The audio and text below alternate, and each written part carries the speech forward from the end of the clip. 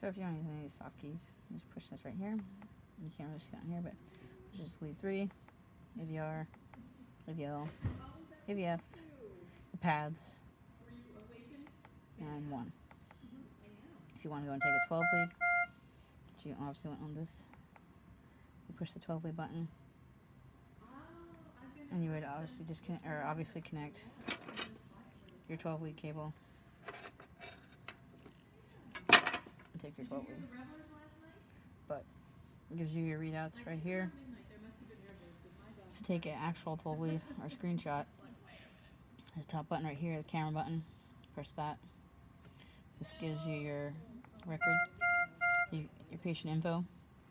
So you can enter in using these keys here your patient age, sex, name if you want, last name.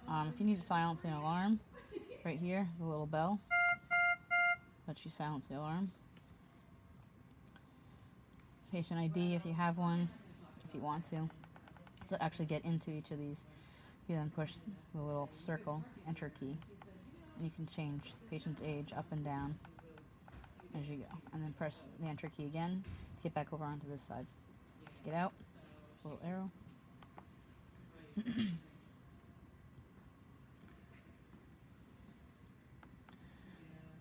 You can review the 12 lead right on this button here. This button right here is like a black and white, so it changes the screen over so that it's either the white background, completely black out, more for like your night goggles, or more of a daytime regular. The soft key's empty, and you can exit the 12 lead over here.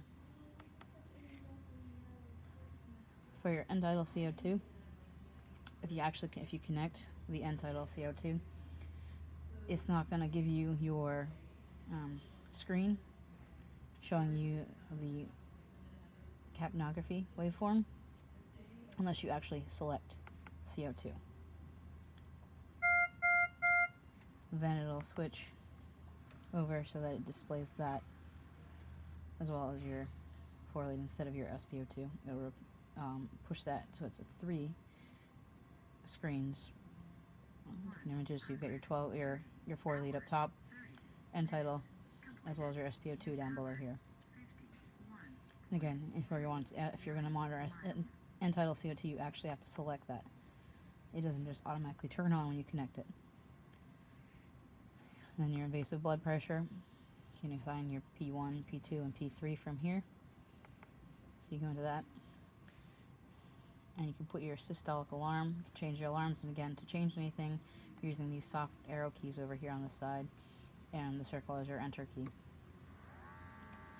So like right now, it's doing its auto BP, so I can push the BP cuff to stop it. And you can give your amine alarm a label, so P1, or you can change to put it to ART, CVPP, ICP, whatever your heart desires, or cancel. And the display format. Your zeroing of your probe is also over here. You can see it, I don't know. But down below here it says 0 probe. So again, your P2, same thing, just blue. Then P3 as well. And you can go back with a little back arrow. You can analyze the rhythm for here, but it's not going to allow it because pads aren't on. Print. Press it once to start printing. Press it again to stop printing. Then your additional menu items. Again, you can change the screen coloration from here as well. Meds, which is the little cross and it has a little RX in it. Whatever is defaulted and listed in here, you can insert a timestamp for a specific med. So if you did, or an IV, so IV, aspirin, nitro, lidocaine, atropine, page 2. And you can do it like a sedative, Sux, Vec, Haldol, amiodarone, or go back to page 1.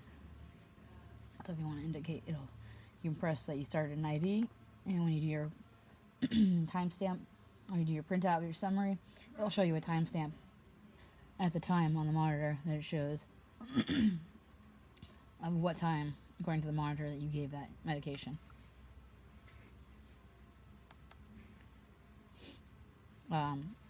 Your alarms, you can set your limits from here. Log is where you can go and print off your trends. Also, you can look at your most recent your vital signs, treatment summary. So you can print out your 10 most recent, unselect them all, or just print, or go through and select which one specifically, which log you specifically want to look at. So right here, this is all the different times this monitor was turned on and the different logs that occur with it for your summaries. So you can also go down to, if you wanted to print everything, if you cleared it out every day and you wanted to print every call out every day, you can go through here, and just as long as you're clearing it out every day, you can go through and you can do the, it'll give you, once you select one, the option to print a treatment summary down here. But you have to have one selected in order to actually do that, unless you decide to select 10 most recent. And then your back arrow. You can also trend settings, display format, and IPP.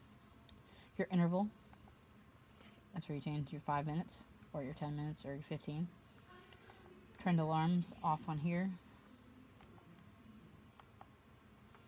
And you've also got this button right here, which is where your USB connection is. So if you want to download all your vitals or a specific set of vitals cases, and the case is considered as a new case once you turn the monitor on. So that's a new case. So if you're just checking your equipment, it's going to generate a case. You can tell by also the date and time and duration. So if it was only on for, like this one here, the second one here, it's 2 minutes. So somebody was just turning it on probably to check it out. Whereas some of your longer durations are going to be actual calls.